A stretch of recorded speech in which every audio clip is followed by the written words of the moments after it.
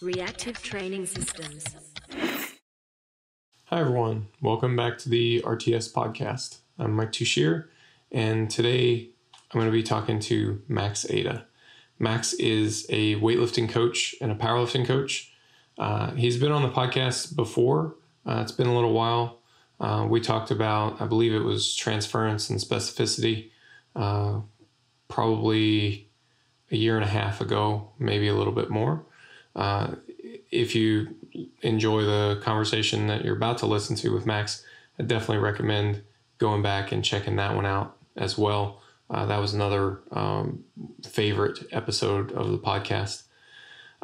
Today, I wanted to have another chat with Max, specifically around high intensity training, his experience in the Bulgarian weightlifting system, and how that meshes with what I learned about the Greek weightlifting system back in April. It's been a little while organizing this podcast and kind of pulling it all together, but it's here now. And I really enjoyed this conversation. I think you will too. It's really informative, really useful, and I think enjoyable. Hopefully it leads to a much better understanding of the components of effective training, and we can start to transcend our romanticizing of certain systems or idolization of rep schemes and things like that. I think you'll find Max's story, his experience in weightlifting, to be really interesting. I thought it's a great story, and in terms of lessons that we can take away from that and how it applies to the rest of training that we're doing now, more contemporary training. It's really interesting. So anyway, I won't bore you with any further preamble on this, but if you want to get in touch with Max, you can just search for Max Aita on Instagram, and you should be able to find him fairly easily. I'm sure even a Google search will turn him up. Anyway, without any further delay, Jim, let's play it. How you doing, man? Good. How are you? I'm good. I just listened to the one you just did with Robert Frederick. Yeah. And that was really cool because, it's interesting to me because when Chad set out to do the whole, him and Garrett did the drug on AI stuff. I was at my stuff's always on the back burner, right? The weightlifting was like way secondary. Mm-hmm. And I sat down with a couple of guys. I'm in the Bay Area, so like everybody at my gym is a programmer or, works with some tech company. But I sat down with this guy who's kind of a closer friend, and he's a programmer. And we were sitting there and we had come to the conclusion, like, hey, if we're going to build this, let's build it like this and this and this. And it's so funny because then I'm like, after Worlds, I see this post by Robert and I'm like, oh, this is cool, Shaco. And I'm reading it, I'm like, man, this is like exactly the same kind of thing that, like, it's cool. It's cool to see that, like, he had that same kind of structure and idea to the system they're going to make, which was just cool. It's just neat to see that. But I was curious, reading some of his articles, but then also seeing that podcast was kind of cool. Yeah. So, I think that was kind of a self-serving podcast a little bit, just because I wanted to have that conversation, but I'm like, there's probably like 6 people who care at this level, right? But, yeah. That's all right. Which is fine. I mean, I used to think that like so much of this stuff is about like, oh, you gotta play to what's gonna sell and all this. And the more I do it, the more I realize like you should really just do the stuff that you want to see and you like, because when it's all said and done, people are gonna learn the things they learn by watching your videos. Eventually, like the people that only want to learn how to do a snatch or a squat from an Instagram post, they're gonna get that far. They're not gonna go any further. But like getting people to, hey, here's this cool idea that's like, nuanced, like tiny little piece in the corner of like all training. Like that to me is really interesting because that's kind of the like. That's where I think new and innovative ideas come from, is this like exploring really obscure stuff. So that's kind of cool to me. No, I totally agree. And I think that, there's I don't know if I've come up with anything new or unique. It's been from doing things like that, like exploring ideas that are not germane to powerlifting or something, like Nice. Yeah. we all know all those things already. Yeah. Yeah. It's Yeah. cool. Yeah. So thanks. That's good to hear. Um, so how's things, man? How have you been? They're good. I'm flying out tomorrow to go to Tokyo for a week and then Thailand for the World Championships for weightlifting. So Sounds awesome. yeah, it's really exciting. It's like a huge meet. This is like the pre-Olympics worlds. Um, this the qualification system for weightlifting is just absolutely absurdly difficult. Um, it's just like I can't even explain it. It just takes so much time to explain how it works, but it basically comes down to what every competition comes down to, which is lift the most weight you can. But there's some caveats where people can move up and down weight classes and rank themselves higher because some classes are less competitive, and Right. so it'll be interesting, you just seeing what happens, and so much of it really is us. I have one athlete there, and if she does well, she positions herself in a really good spot. So we'll see what happens from that. Yeah, that'd be cool. I did listen to the podcast that you and Chad did on the new qualification system shortly after. Yeah, and then they've subsequently changed it, so it's slightly really? different. Yeah, it's so retarded. It's like whereas it's like Roby points, and they're the equivalent of those like tickets you used to get at like the arcade, where like you get 15,000 of them, and you're like, it's gonna get me like a stereo, but it gets you a kazoo. Right. It's just like this ridiculous point system. So we'll see what happens. Like, man, this many, it's a great visual, right? Like this many tickets definitely should buy me something cool. No. Yeah, exactly. So it'll be good. I'm excited. She's in phenomenal shape, and it's just a matter of making the lifts we need. So yeah, absolutely. Can't ask for any more than that. Yeah.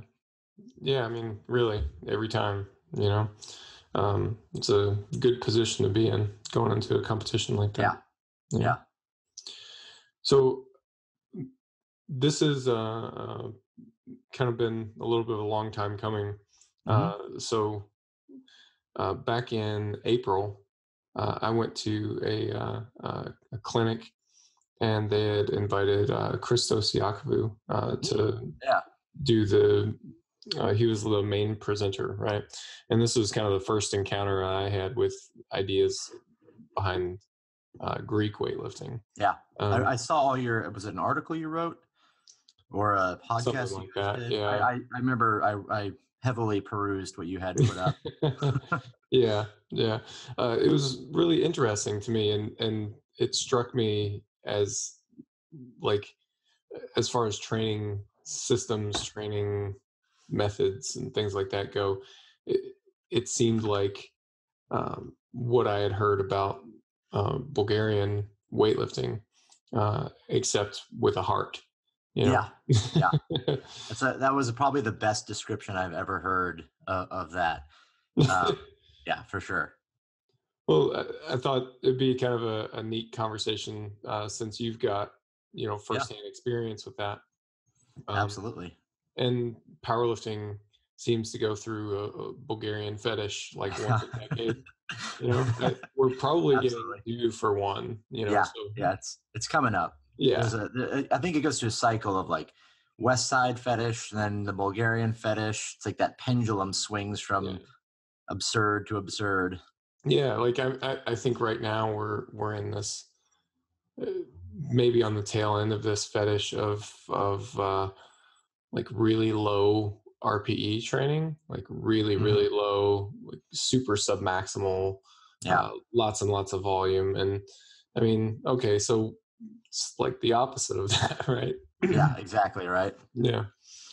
So I guess just so we can kind of get some of the prerequisites out of the way, can you kind of tell your story as Yeah. far as like what your experience has been? I know you've told this a bunch, but Yeah. a lot of our people will not have heard it. Yeah, so my experience with the Bulgarian system kind of has two chapters. The first being, when I started weightlifting, when I got into the sport, my first coach was an American guy, not like you would consider today, where someone might be like a professional coach, where that's pretty much what they do with their living. He was a police officer, retired police officer, military guy, a Marine, and I think he had trained, with like Jim Schmitz and the like back in the 60s, 70s, 80s. And to kind of sum up Jim Schmitz, he's like a real middle of the road guy. Everything's kind of baseline, traditional weightlifting programs, probably far on the too easy side than on the too hard side. 3 days a week, 4 days a week kind of programs, nothing ridiculous. And so Angel Spasov, a character from history, came to the U.S. and did these seminars. Very eccentric guy, but he kind of told everyone all these weird things and gave them, all this, which would kind of typically happens when the Europeans or someone from another, country comes here. It's half of what they say is true and the other half is made up. So is he telling them things like, every Bulgarian weightlifter eats a kilo of yogurt every day?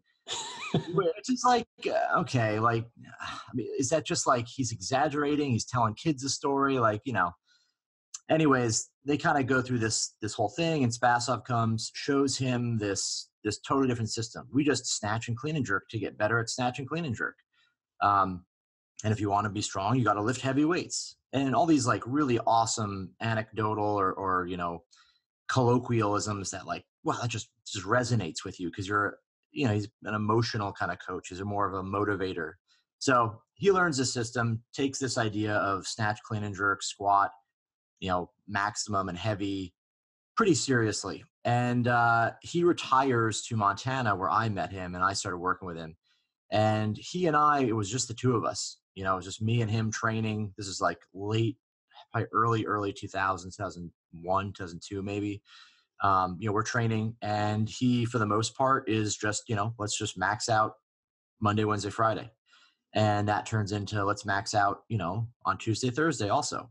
We'll just do like a little variation. We'll do like a power snatch for the power clean, which for the most part, is really just like essentially a snatch or clean jerk. And, when you max out on those things, eventually you start to catch it lower and lower and lower in the squat, and it turns into 5 days a week of maxing out. Right. And in the middle of this, we're also only front squatting. So I did 3 or 4 exercises: snatch, clean and jerk, power snatch, power clean and jerk, and front squat. Really, really nothing else. No pulls, no general training, nothing. The only time we would do like any kind of general training or anything else was like, if you hurt your wrist or you hurt your elbow or something, like now's the time to do something different. The first like 5 years of my lifting, I didn't do a back squat. Wow. I front squatted 500 pounds. I front squatted 230 kilos, weighing about 80 kilos before I ever even back squatted 500 pounds. So forgive me if I jump between kilos and pounds a lot. So anyways, that program and what happened there really evolved into this. It evolved into this thing that became more of like an experiment with how much can I train, not how good can I get at weightlifting, where the structure of the workouts became twice a day, Monday, Wednesday, Friday. And it would be morning, we would do maximum front squat, and that would be like 5 total singles, like 70 kilos, 120, 160, 190, 200, right? Then maximum snatch, maximum clean and jerk, maximum front squat again, repeat that whole thing in the evening, try to go heavier. And then this kind of thing evolved to the point where we would do max front squat, snatch maximum, then front squat again, then clean and jerk, then front squat again. It's like this obscene, like 8, 9 maximum front squats. They're all very low volume. It's like you finish snatching and there's still 200 kilos in the bar, you drop it down to 180 and do a single, then do another 200, then do 210. And there was many times where I could just walk up and, front squat 90%, 95% of my maximum with no warm up, because you're basically training 8 hours a day. Right. So this period of time just kind of devolved into this bad, experiment of how much can I do? How much training can I do? And, it never blossomed into any results. Within the first 6 weeks of my training, when I first met him, my front squat, when I first met him, was about 135 kilograms. Then within like a couple of weeks of training and pushing myself, I did 165. And then 6 weeks from doing 165, I did 217. So it was these radical jumps. I think two factors play into that, because I think one, I was naturally just a very good squatter. I think that it came very easily to me. I was also naturally good at front squatting. So for whatever reason, I was predisposed to doing well in front squat. Yeah. And so there's a lot of success there. My clean and jerk went from like 120 kilos to 150 kilos quickly, 6 weeks. Between the end of that 6 week period, so hitting 217 and 150 and doing more, improving to like a 230 front squat and a 160 clean and jerk, was years. Years of no progress. And not like a couple kilos every couple months, like nothing. And then out of nowhere, boom, I hit something. And complete fluke. So kind of grasp this, you just painted this picture of the first chapter of my coach pushing, and we're just doing this like really ridiculous thing. Then the second chapter was when Abajev, the former Bulgarian national coach, came to California, was brought here by a guy who has a gym here, he brought him out here to train him for the Olympics, and they kind of create this program. I was told I was one of three people that actually applied to come train with him, because they were asking for like $1,000 a month. And they told me the three people, one was Ilya Ilin, one was me, and one was this Canadian lady who ended up not going. Ilya never came out either. But, it was this like, okay, let's see what happens, right? Because what do you have to lose? I already trained like this anyways. I can even think back to my mindset. And this is something that I think is important for people to realize. Like, my mindset going into this, I had trained like this for 6-7 years, right? So I already did it. I did every variation you could do of the Bulgarian system. And I still had this mindset that like, he's probably got a secret. Like there's a secret way of loading. There's some special combination of single repetitions done at the right time in the day. You know what I mean? Like, yeah. Remember those times when you still had this like mystery about it? Like, oh, he's definitely he's going to pull out a secret chart and he's going to look it up and show me like, we figured out the cheat code for genetics, and we can, whatever. So I went into it like thinking, yeah, for sure. He's going to be special. I get there. The transition from what I had done to what he did was seamless. There was nothing different. It was different in that it was way more rigid. So we did the exact same workouts, Monday, Wednesday, Friday, Tuesday, Thursday, Saturday. The expectation was absolute.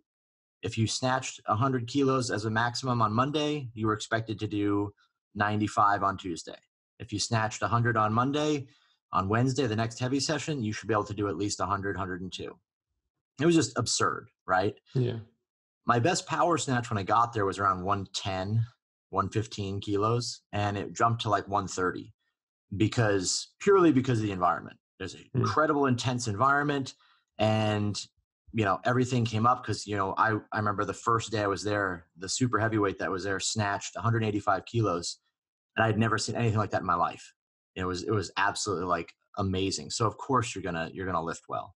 You're really fired up, and you're sitting in front of this guy who's kind of like, an idol. Yeah. Like, this guy's famous, right? And so that experience was different in that the second chapter was like, wow, this is super rigid, super regimented.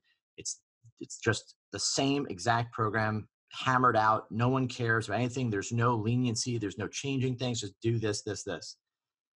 I also learned something very unique there that totally opened my eyes to what was happening. And it was this term called krushka. There's no like literal translation, I think, between the Bulgarian and English, but krushka was basically the idea of like, you have to protect yourself from the training program, and you have to sandbag and kind of pretend that it's harder than it is, and know when to pull back, know when to go. Really, it's, I guess, Mike, we could say this is the original RPE, right? It's the original, Right, it's right. the original auto-regulation, but communist version of it. Where, you know, these guys would do just ridiculous shit. Like they would load bars crooked and lift them to hide the weight they were doing. They would just lie. One of the best stories I have is when this guy, Martin, a good friend of mine, he would bring his cell phone to the gym. He'd hide it in his pocket, bring it to the gym. He would call the house phone because we're all training in a house in a garage. And he would look at Abujayev like, oh, maybe it's your daughter. And so Abujayev would jump up and run to go answer the phone. And when he did, Martin would load 200 kilos in the bar. He'd just done like 160, right? Load 200. Abujayev's so old, he's fiddling with the phone, trying to figure out like who's what, you know, there's no one on the end. There's no one on the Right. line. I can't, you know. Hello. and he's on his way back to the gym, and Martin would be watching by the door, or someone else would, and Martin would pick up one half of the bar, right? Like by the sleeve. Uh-huh. So he'd pick up half the weights and then slam it on the ground and stumble back right when Abujayev walked in. So it looked like he had dropped it and it sounded like he had dropped it. And Abujayev would be like, but you know, what'd you do? And Martin's like, oh, I only got up to 200 kilos. And I'm not feeling so good, you know, whatever. And he's like, oh, it's okay. That's okay. We'll leave it there. When in reality, he had done 160. Right. You know? Yeah. And just, you know, so like that was an eye-opening experience to me to see that the system that, you know, there's no system. There was no system. There was, let's give everybody the maximum possible stress with the most specific exercises and let them sort out the other things, right? I think he was aware of that to a large degree. But I think also he did expect that people would push really hard.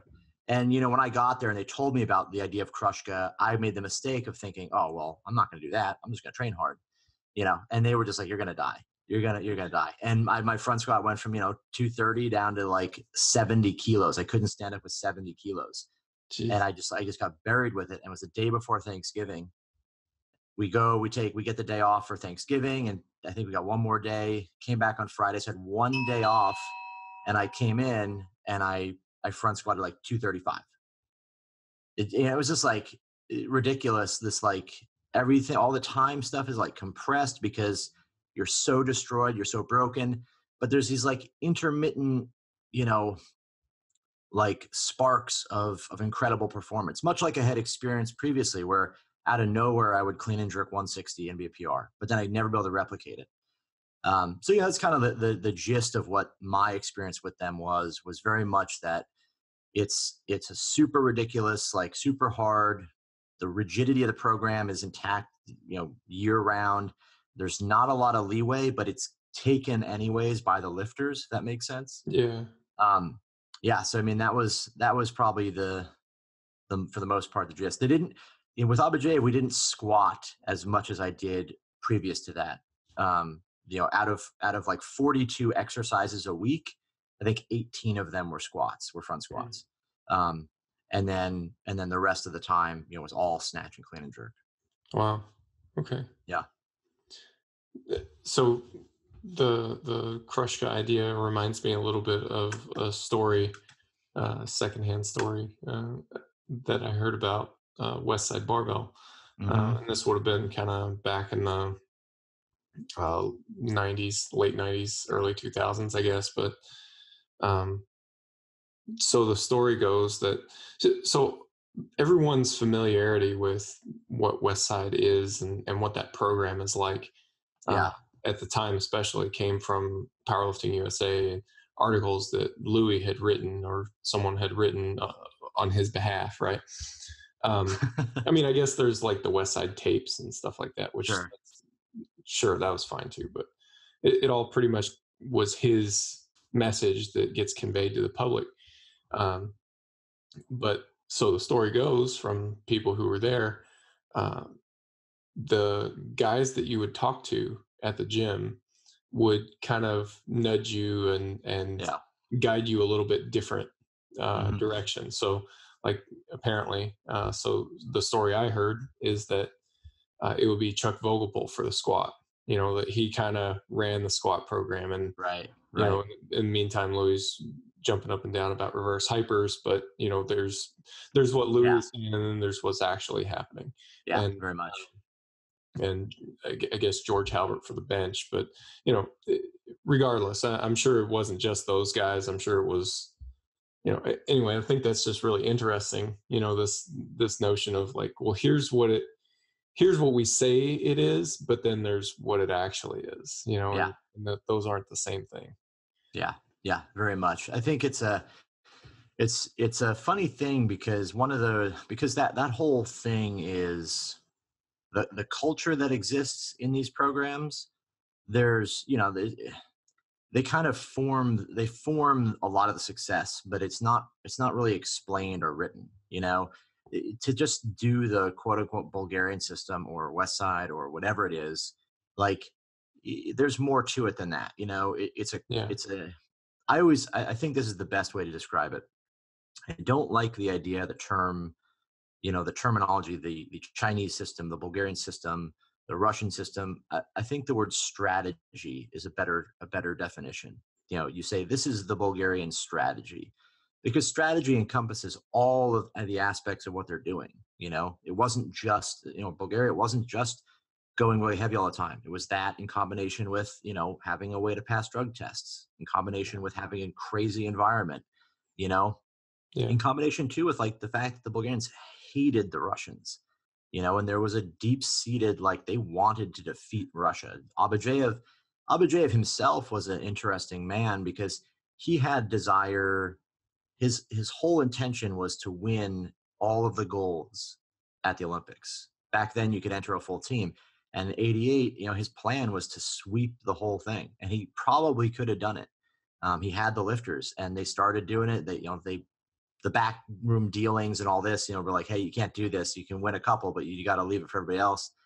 They didn't want to listen, and so they just threw them all out. yeah, So it's like this interesting thing, but the idea of a strategy, I think, makes more sense. yeah, yeah. I mean, that was something that I heard someone say in the context of weightlifting, actually, when everyone loves to chime in on how to fix weightlifting, Yeah, especially non-weightlifters, right? yeah, yeah, But something that someone said that makes sense to me is that rather than trying to implement, you know, any of these yeah. strategies from any national team, like Hmm. we have to find our own strategy.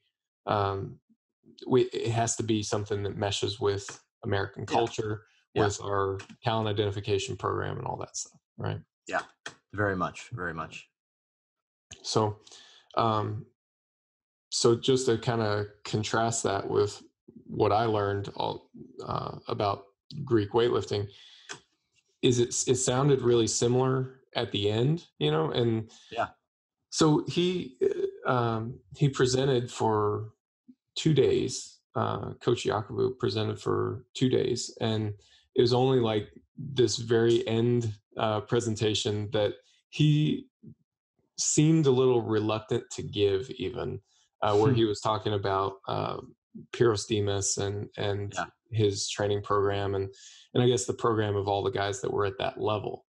You yeah, know, most of his talk was about, you know, how they teach technique and how they coach lower level yeah, weightlifters and like groom them into the sport, which seemed pretty normal, even risk averse and yeah, yeah, uh, slow and cautious. You know, yeah, they had this method where they wanted like technical perfection. It was like 6 months of just PVC pipe lifting, and I'm thinking, well, you've lost 90% of anybody who's going to try to be a weightlifter at that point, yeah, right? yeah, Um, but you know, it was very slow, methodical, and they would go like 3 years, I think, before they would let them yeah. actually max out. You know, it was all supposed to be like below like a visual 85% lift Hmm. for a couple years at least. But then, kind of at everyone's urging, kind of the very end, he's like, and here's what we did, like with the super elite high end Yeah. Yeah. and this is what that program was like. Yeah. And it was a lot like what you're describing, and uh, multiple sessions a day, always maxing out. And I remember looking at the like what he had written there, and he had like training journals and stuff like that for people to look at, which was pretty cool. But I remember thinking like, yes, this looks impossible, but at the same time, you're talking about somebody who's developed over 15 years or something like that to do this very thing, so who knows, uh, Yeah. what's reasonable at that point. Yeah. I think there's a lot of the extremeness, or how it looks extreme, I think, is what kind of gets people excited about it. It Yeah. appears to be an extreme program, but the reality is like you become very conditioned to the things you do very quickly, right? We can all attest to having that experience. If you're doing sets of 5, then you pretty quickly adapt to that stress. It doesn't take you years to be able to tolerate doing it. In fact, it's a very short period of time most cases. And the structure of the program is one in which it doesn't have any variation. So there's really no change in the sense that like you're always doing something that's somewhat challenging. It kind of becomes hard right away, but then is always the same hard. It's like when you start working up to your maximum snatch and you get to 90, 95%, or 5 or 6 kilo, 10 kilos from your best, and you start missing, like it's the same thing you did the last week, same thing you did the last day. So you're really comfortable. You're very, like accommodated to what's happening. And there's nothing really difficult in the sense that like, oh, I'm moving from one phase of lifting that's really high volume to now it's really heavy. So there's just like this kind of catch up period, or this really difficult period to adapt. And the extremeness of it is in that like, wow, it must be really hard to go heavy all the time. But once you become used to it, it isn't like it's that difficult.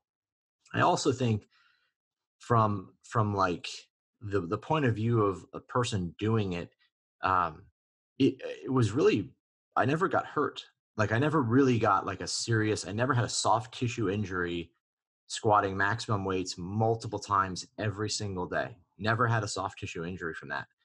When I switched to powerlifting later and started just messing around with whatever programs there were and trying things, I tore my hamstring, tore my adductor, tore my quad, all in the same leg within like 2 years, and it was like, because for one, it was a dramatically different stressor. I changed my technique, but like the higher volume training was much more impactful, I think, in the sense that like if you have a movement issue, if you have a hip shift or you do something crooked, high volume training will really quickly exploit that and manifest that problem again and again and again, become worse and worse, right? If you squat crooked doing singles, the volume is so low, the number of exposures you have to that crooked motor pattern or whatever is pretty low. So like from this standpoint of looking at it from the outside in, it seems like this really aggressive, ridiculous program, but it's really more what I experienced. So I always thought of it as is like you're just stagnant.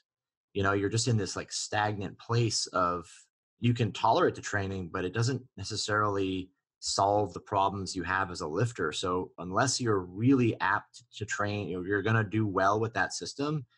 It's just like this, you know, maintenance program, right? It's like this, you're just kind of doing it all the time, right? You get tired, you get beat up, and eventually you're going to get something tweaked, or you're just going to probably mentally just quit because you're so, exhausted from how monotonous and how, it's not exciting at all. So it's funny to me. That's a good point. That's something I never really quite considered. And I've seen it with, like, take singles for example, singles and Mhm. powerlifting.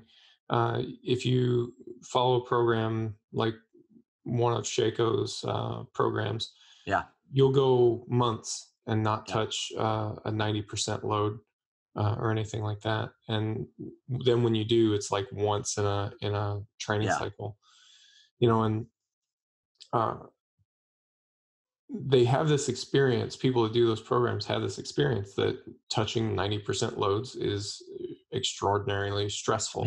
Yeah. You know? Yeah. And Just like this. Yeah. when I started doing singles more often, kind of in the last powerlifting Bulgarian craze, uh, started doing them weekly, moderate singles, 8 RPE or something like that. Yeah. I noticed that went away, like it's not hyper fatiguing anymore. You get Yeah. used to it, Yeah. and it becomes normal. Like it's still something that gets your attention.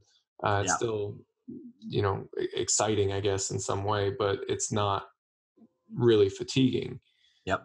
And I guess if you were to carry that out to where you were doing it multiple times a day, every day, you would continue to desensitize to it until at Yes. some point it's just completely normal. Yeah. Oh, well, Yeah. I missed. It's a thing that happens sometimes, and you Yeah. just get comfortable with that whole process. I think that's one of those things. And I think that your description there, the idea of your sensitivity to a response to a stimulus is really one of the more important factors that needs to be considered, because what you're really trying to do there's for one, 90% is irrelevant. There's nothing special about the number 90%. It's Right. just a training weight like anything else. It just happens to fall into this interesting category where 90%, you would have to be somewhat conditioned to be able to make that lift in most cases. That's probably not a lot of conditioning. You don't have to do a lot of training to do that. But if you squat 300 kilos and you haven't been training for a long time, that's going to be a challenging. You would have to prepare somewhat to do it. But the idea of having, whenever a stimulus is applied to you at some point, it should be at the time when you're going to be very sensitive to the actual stimulus, so you get a great response. If you're hammering on 90% or 100% singles regularly, you've just, just as you said, you've just basically desensitized yourself to it. So the response is not going to be as great. And I think that's one of the things that like any of those systems, even like where Shaco is so far from that, they almost become overly stressful, right? Or maybe perceived as overly stressful.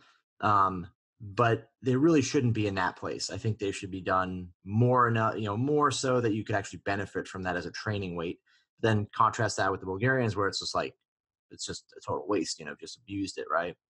And so it's like from my perspective, the way my system for weightlifting is structured is very much in that regard, that like the goal is to be in a place where we're always positioning ourselves so that when we do put a new stimulus in or use new intensities or move into that kind of training, it's very beneficial. It's not too early and it's not too late. We're not in a place where we've just exhausted what we could have done, and we're not in a place where like, holy shit, this is just destroying us. I touched 90% and now I need 2 more days to recover.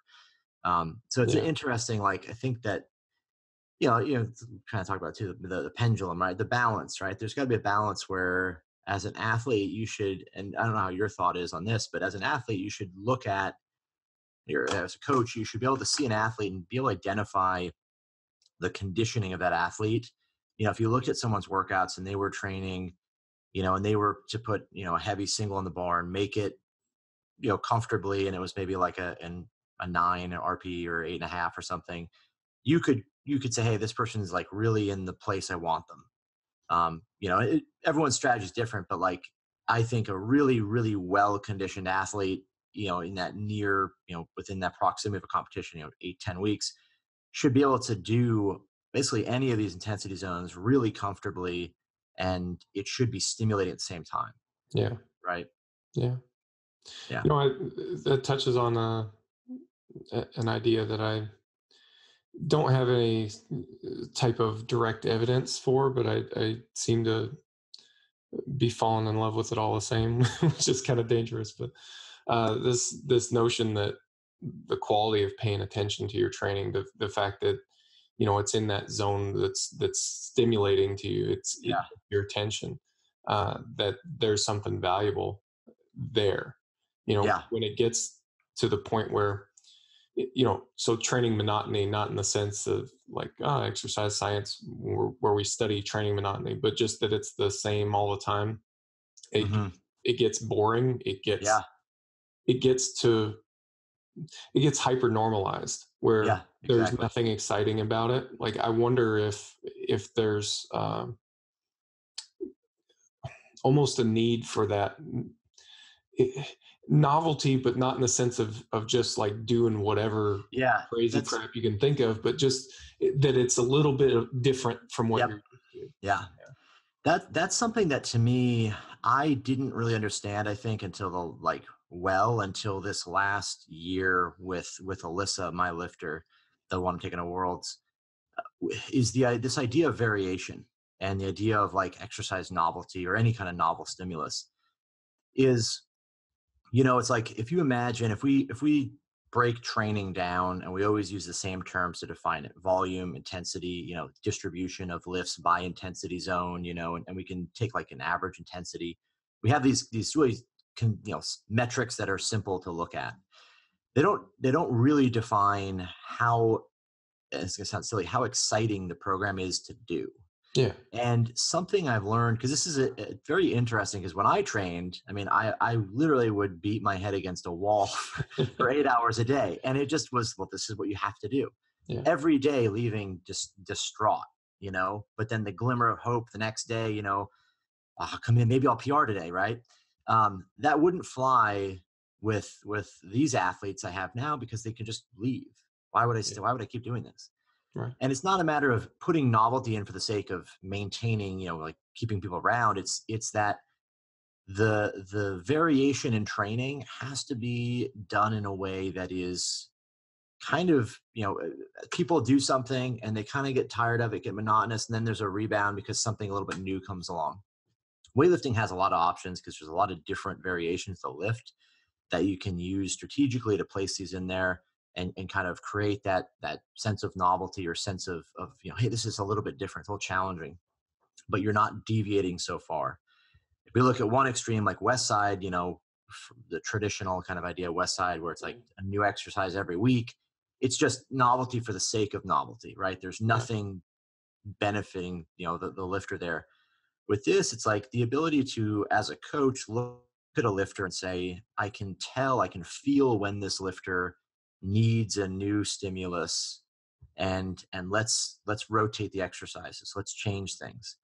There's probably, there would have to be, in my case, probably a lot more research and actual look to see like, hey, what's the pattern here? And maybe the pattern is just that it has to be somewhat random. But that's something that I've seen as like, it's one of those situations where the sum of the parts is greater than the whole, Yeah. or the whole is greater than the sum of the parts, where, wow, like the simple changes to the program, simple exercise adjustments, simple, like changing sets and rep schemes here and there, like changing, I used to be really, really set on having every microcycle look the same. And now microcycles look very different exercises on different days, different orders. The only thing that's consistent, if you looked at 3 or 4 weeks of her program, it would look like a mess. Almost nothing looks like there's a pattern. You'd be like, well, like, on Monday you did front squat plus jerk. Then the next Monday you did power clean. Then the next Monday there's, clean and jerk for triples or whatever. And so, there's this, in my mind, I know what the plan is, but it's difficult to see the pattern. And I think that is something that ability to interject novelty and interject variation in the right way, that really augments. The biggest thing it does is it augments adherence to the program. When someone's doing a lot of volume and really hard programming, and they're training really hard, but they're excited to do it, Yeah. the results are so much better, and it's a funny thing, but like that's something I think, I guess, in the last year or so that has really changed for me, that I've learned a lot, that I've been like, there's another side to this quantity, this kind of qualitative side that I didn't really push as much, or didn't really like sink my teeth into it and say, hey, there's something here that can be done, that can improve the training a lot. Yeah. It reminds me. So, quick story aside, I guess. My son just started going to school a couple weeks ago. He's 5, Oh, And nice. so in the afternoons, his school's really close to where we live. So I go down there and pick him up and we walk home. Hmm. Yeah. It's at the end of the day. He's a little bit tired. And, I'm trying to get him to walk, rather than me just Yeah. carrying him home. Right. And I noticed, you know, when it's like, hey, just walk to this tree or walk to that Yeah. car or something like that. It's like, oh, I don't want to, I'm tired, right? But when it's like, hey, I'll race you, Oh, yeah. man, he just lights Yeah. up and he runs to it. Yep. It's like when it's fun, you're willing to do a lot more work, you know Yeah. and It's I so think of true, that. right? Yeah, I think about how that can apply to training athletes. Like, just make it a little bit fun. Yeah. Yeah. Your buy-in, it's not just buy-in in the sense of like mentally. Well, I mean, I guess it is just mentally, you know appreciating what you're doing, but there's a certain vigor that goes into the effort as well. Yeah. Yeah. And it's a hugely underrated component, I think. I mean, and I love the numbers. I love Yeah. the programming side of it, but seeing this side and thinking to myself, man, there's a lot more that could be had, not just from something I can easily define right now, right? And to sort of brush it off would be foolish, and Yeah. it's like it's been very productive to consider that a lot in the training program, the process that yeah, getting someone to think that it's their idea to race you to the next tree, that Right. like is a huge part of it. So Yeah. Well, like what you were talking about, each microcycle looking different. I think about, from a powerlifting standpoint, a lot of the training that I write will have squats on Monday, mhm. because you fall into certain patterns, Yeah, for and sure. then when Monday is squat day, every Monday, at some point, you know, you don't even have to look, Yeah. Monday is squat day, right?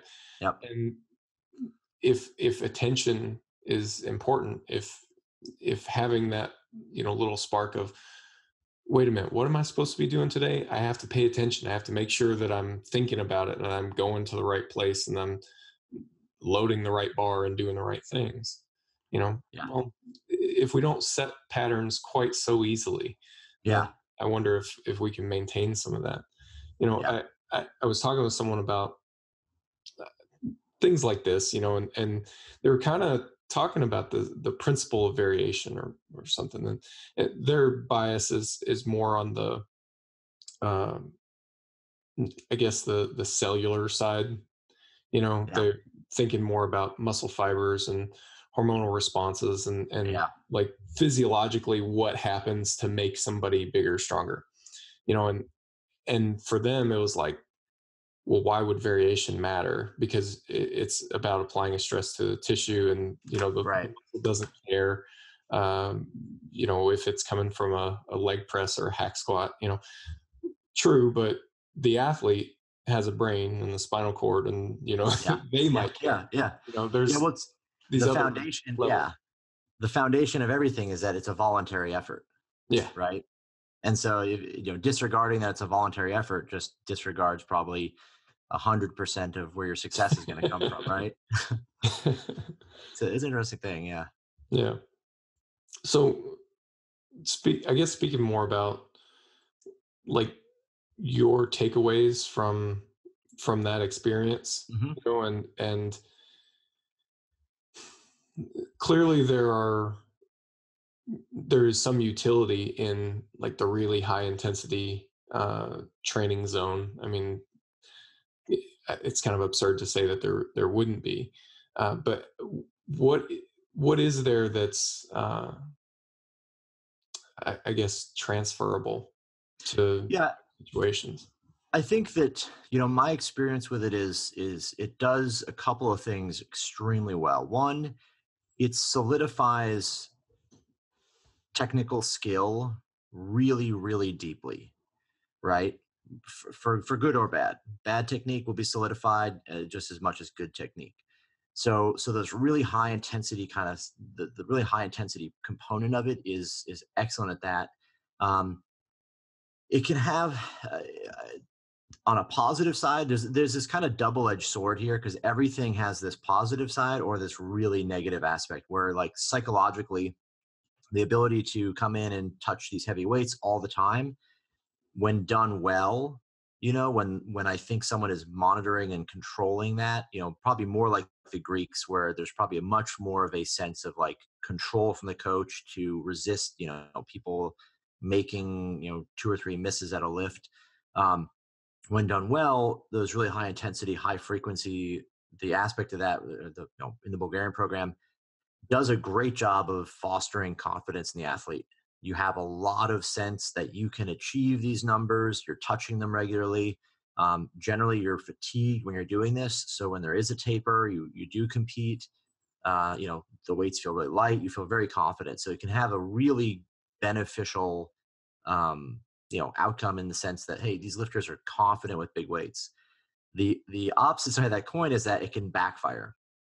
Too much leniency in the number of misses, or too much in excess of training with these weights, can have the opposite impact, where you miss them a lot and suddenly you become despondent. You can't make these lifts. You're going to kind of withdraw. And so it's like this fine line, this fine balance, where I think Abadjiev was so much more of a taskmaster and so much more of a just crush people and let them figure it out. And what sounds like Yakovu, and even when I've talked to Demos, he describes the program as much more of that, where it's like, he talked about Kaki Kashvili, his partner, training partner, his teammate, like super methodical guy. He would come in, the workout would say 172 kilo snatch. He would do 172 and that was it. And, every week he would increase 2 kilos and it was like the same. He was just a really like perfectionist, methodical lifter, which kind of, I think supports what I'm saying, where he was very much about like, get the least, do the least I can, get the most out of it, and be aware of what I'm doing, so I don't exhaust myself or put myself in a place where now I'm missing 5 or 6 times, Yeah. and I'm going to fail in a meet. And Demos said he was kind of the opposite. Demos was more like 172 is on the program. I'm going to do 175 today. Yeah. And so he'd be aggressive. And maybe it worked with his personality. He's a positive thinker. He's thinking he can do more. So maybe he misses a bunch, but he can turn around from that mentally quickly and say, oh, it's okay, and tomorrow's another day. Yeah. So there's the both sides of the coin there. But I do think it does a great job, if applied correctly, to strengthen someone's confidence, in meet conditions. And then obviously, the final thing is that it does have a very short-term effect, but it's extremely powerful in the sense that I put huge numbers on my lifts, the things I did a lot, but it was very short-lived. Yeah. It was basically about 6 weeks in the beginning. Anything more than that was an impractical amount of work to get the progress I needed. Yeah. Some people might be different. There's people like, someone who's built to squat will do really well squatting a lot. Someone who's built to deadlift, probably going to suffer a lot in a program that's that heavy in squatting. Yeah. So it's like, had I been really built for clean and jerk and snatch, or one or the other, like, yeah, probably would have suited me much better. I would have a different experience of it. Yeah. Yeah. And then that's probably going back to uh, the cultural context that these things exist in, that the intent of Yeah. the Bulgarian strategy is not the same as it would be applied to recreational lifters here, Yeah. I've heard like there's a Russian coach, Vladimir Safonov, that came here a bunch of times, and he was asked once, like, what is his thought of the Bulgarian system? And I agree with what he says. That there really isn't a system. It's no system. It's just maximum all the time. It's a strategy. It's one man's version of let's just smash everyone to the ground and we'll get results. And obviously we know that it was pretty heavily relying on the doping and whatnot. Not that the Russians didn't do it, but his opinion was like, hey, it's super aggressive. It's not really a system. It's just this version of it. With that being said, there are some athletes in Russia that do this.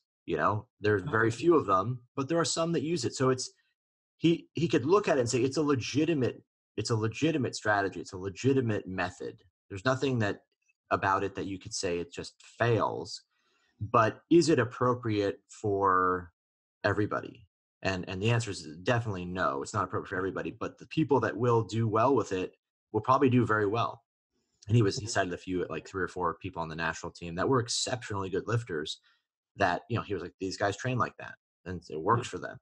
So I think it's like that's an important kind of takeaway. Where I'm probably one of those guys too, who kind of bad mouths it a little bit, or maybe doesn't. I don't always support it. I try to give my opinion of what I did. Yeah. It's not how I coach people. That being said, though, like if there was a lifter that came to me and for whatever reason they had trained like that and they were successful and that worked for them, like the program would gravitate toward that. So it's not a matter of like a hard no, but yeah, I mean, consider it something legitimate, but consider it something that's like used in rare occasions, not common. Yeah. And that there's a whole spectrum of things between here and there as well, right? That reminds me of if you ain't first, you're last. Yeah, exactly. Like, I always thought you max out every day, or you max out never, right? that was like, I always thought the Bulgarian system would work really well here.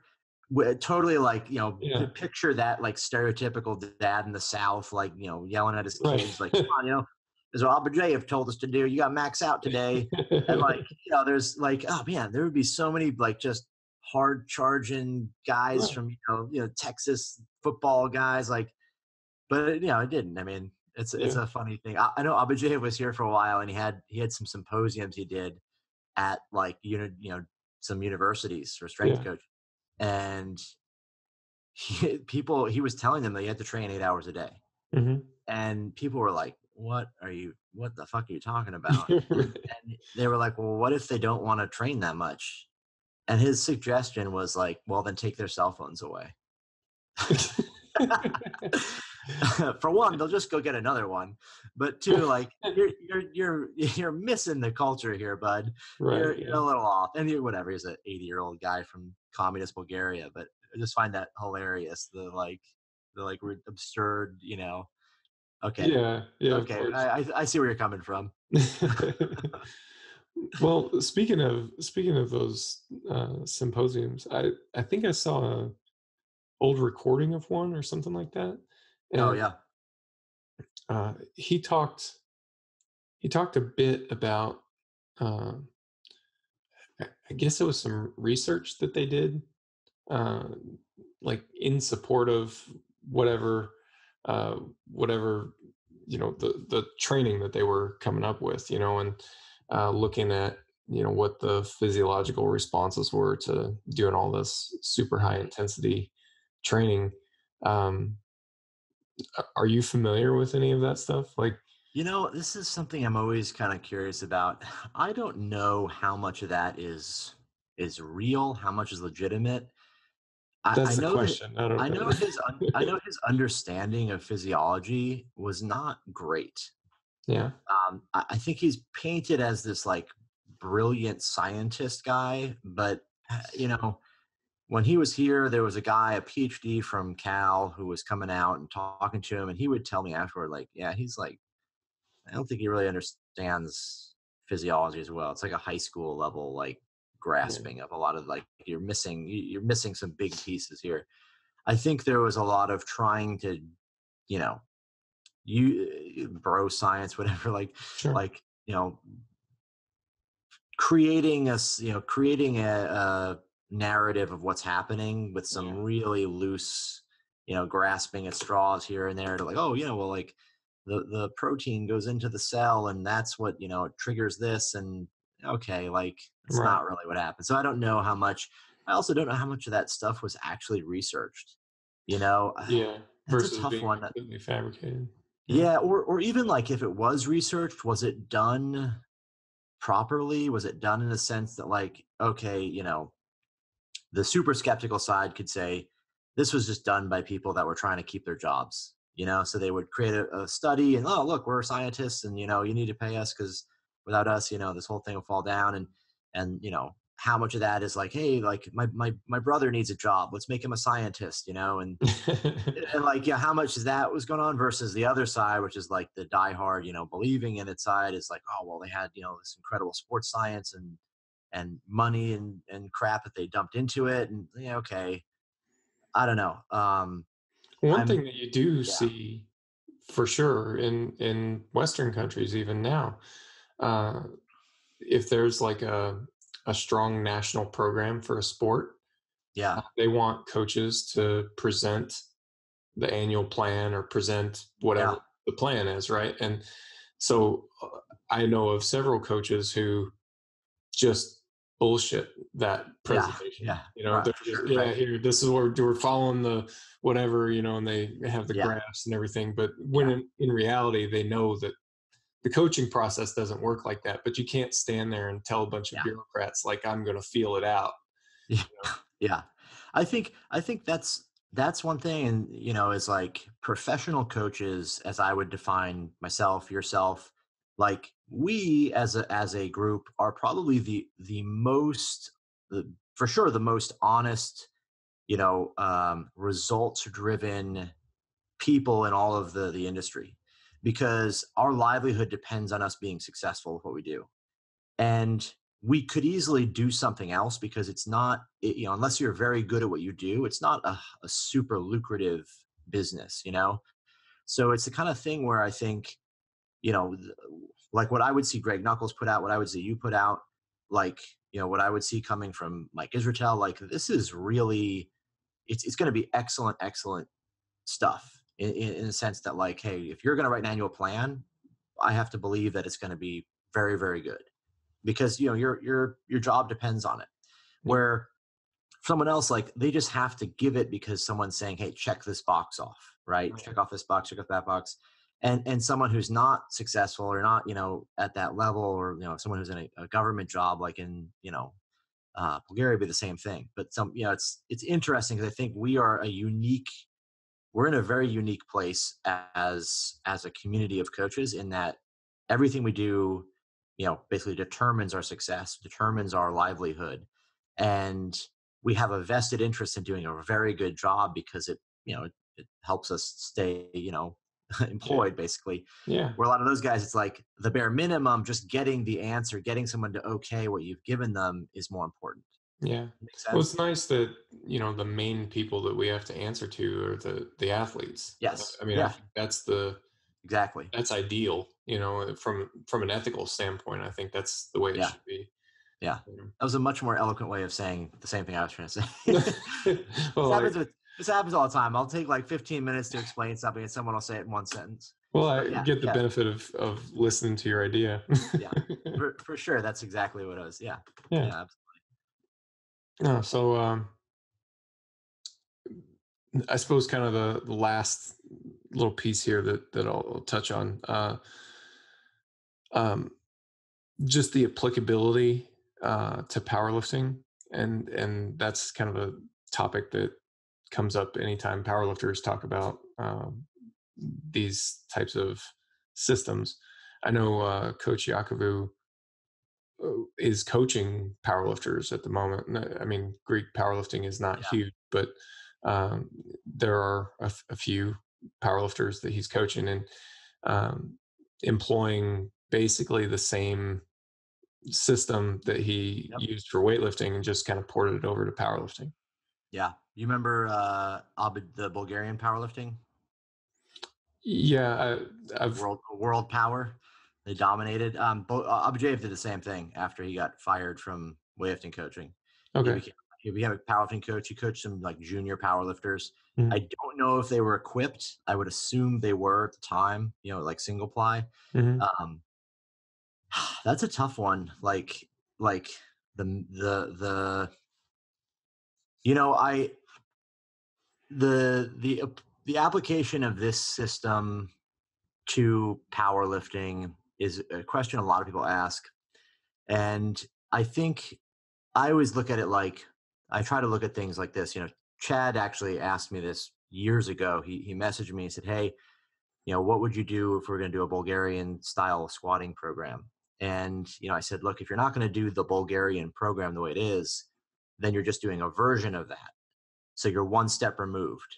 If you're going to be one step removed, okay, now we're squatting 3 days a week instead of 5. Well, let's just remove a little bit more. Hey, if we do a little bit of volume, we'll get strong, so it's like you just keep going one step further each way." So what I would say is, like, without defining it as doing a Bulgarian system, Yeah. if you imagine that your distribution of loading is pretty normal, that you train mostly in that like 70 to 90% range, right? And the bulk of your reps are there, maybe in like a competition phase or for a short period of time at some point in the year, it might be beneficial to have an exposure to this kind of training. I would say, like, if you're going to do it, practical application would be, pick a 6-week block, something in that range, 6 to 8 weeks, and feel out how you respond. But, but do it, start week 1 with 5 sessions or 6 or 7 sessions of squat, just, I wouldn't ramp into it. I would do it right away, exactly as many times you're going to do, use a little bit lighter weights, but do this for a few weeks and keep ramping up and building up and see how you respond. And, probably a lot like your work with emerging strategies, but like kind of get a grasp as to like, okay, after 6 weeks of this, I really start to fall off.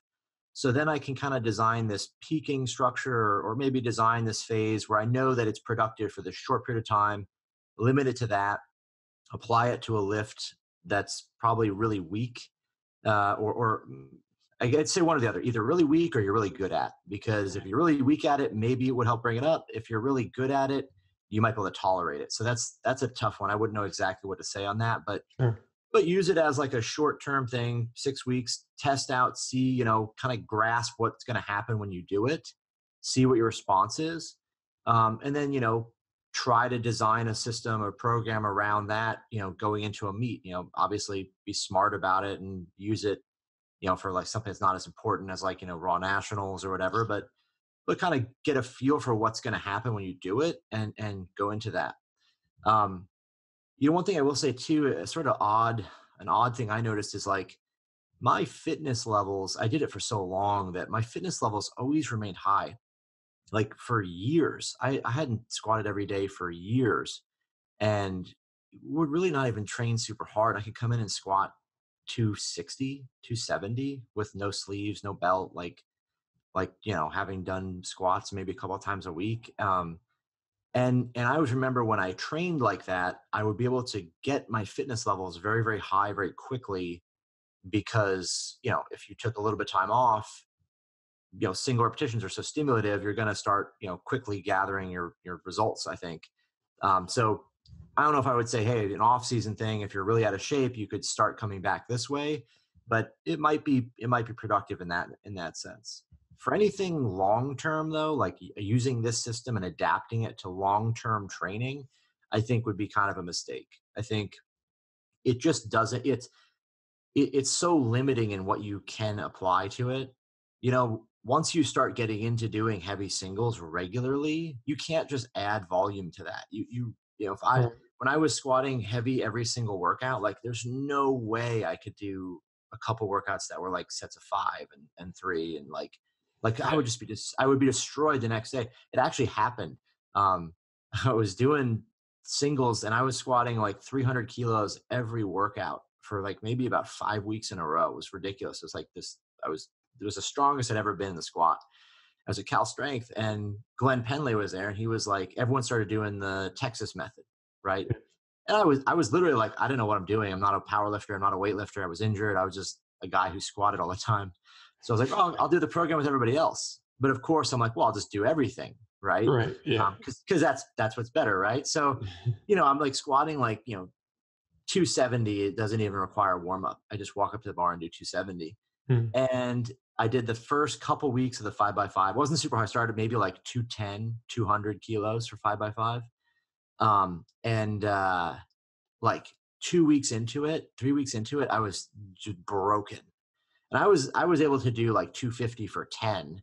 But when I was doing like any extra volume. Like I'd be like one set randomly for fun, right? Yeah. I was doing like 5x5 on Monday and then trying to do another 5 on Friday. Like I was wrecked. It was impossible to do anything, any volume at the same time I was doing any singles, right? So the biggest downfall to me is that you just limit your possibilities. You're stuck with one rep scheme. It's a good rep scheme if you want to be strong, but it's like you're kind of trapped in this place where like, well, I really need to move up a weight class, or I really would benefit from doing this.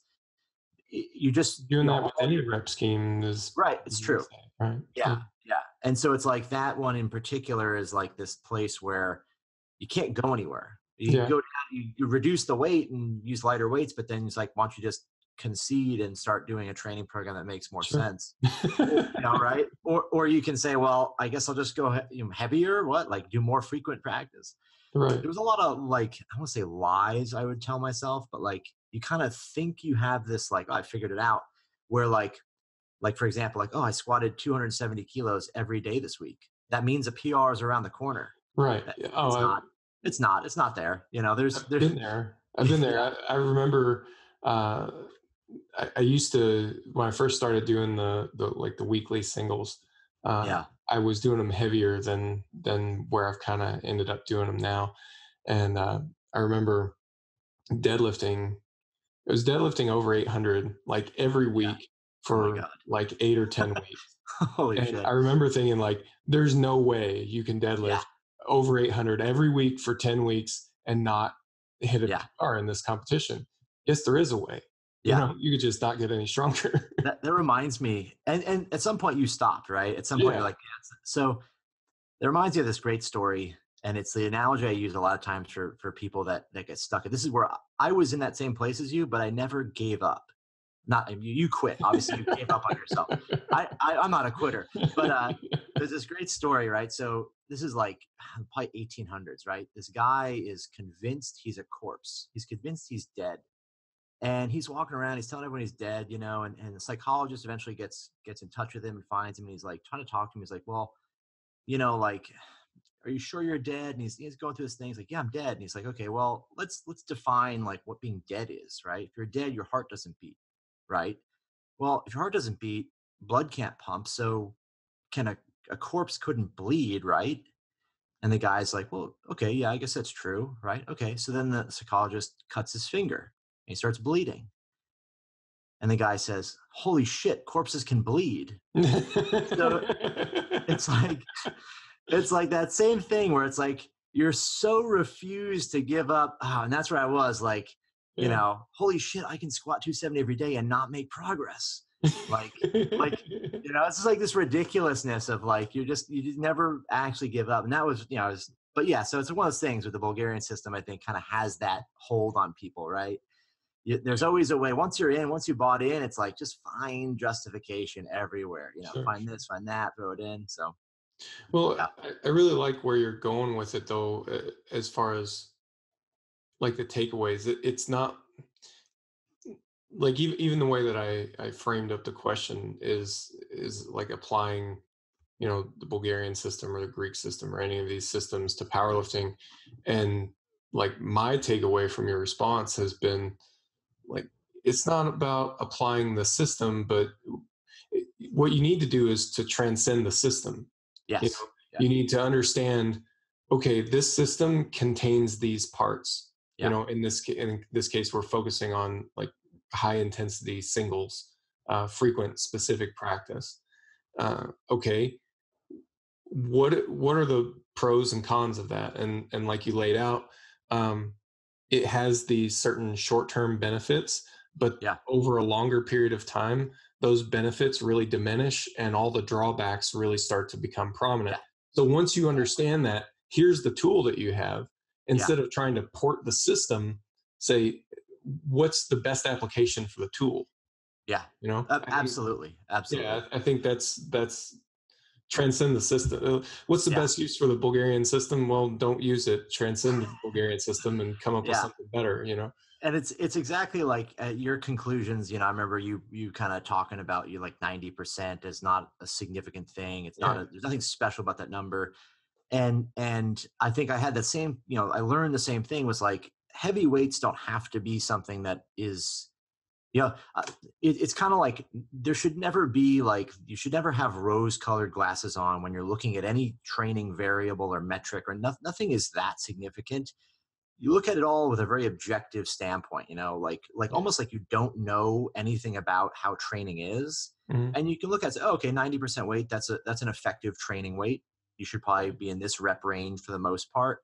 And, we can apply it as often as we can. Like, you're not sitting there like holding it, putting it on a pedestal, like, oh, 90%, it's the holy grail of intensities or whatever. It's like, it's a thing, right? We'll do it. And you can say, oh, the Bulgarian system, like, clearly people can tolerate really hard training for a period of time. Yeah. So maybe that's a good idea for me in a certain time frame. So it's like, I really like when you said that. I like that as an approach, but it's breaking away from like preconceived ideas with anything in training, any metric, any structure, anything. Just saying what's going to work. What is this thing I'm going to give my athlete? What's it going to do to them? Right. And then, see how it works. Right. Right. Well, man, that's kind of all the questions and everything that I wanted to pick your brain about. So, I really appreciate you taking the time. Yeah, thanks for having me on. Yeah. So this is the second time that you've been on. Right. So that was a while ago. Yeah, it has been a long time ago. So if it's cool with you, we're gonna have to do this again. Yeah, absolutely. Always enjoy conversations with you, man. Cool. Thanks, Mike. Hey, so I just wanted to make you aware that we're starting a new run of RTS Classroom in October. And what we're teaching now in our first course is Emerging Strategies Framework. And it's all about how we set up our training programs, how we learn from our athletes, and adapt these programs so that we're getting the best response possible from those athletes. I've put up some videos about emerging strategies and talked a lot about emerging strategies on the podcast and in various outlets over the last couple years. So if that seems at all interesting to you and you really want to understand more of what I'm talking about, that's if you want to get it laid out in a specific actionable sequence, or you just want to go more in depth, or you want to learn about specific tactics and techniques that we use, definitely check out RTS Classroom. We've got 10 lessons. They'll happen over the course of 3 months. There's Facebook group interaction, get your questions answered, and get your homework assignments checked in on and things of that nature. So definitely check that out. If you want to learn more about the class, you can go to reactivetrainingsystems.com, and there's a classroom link in the main menu at the top of the page. So check that out. If you're interested or you have any questions, let me know. Reactive Training Systems.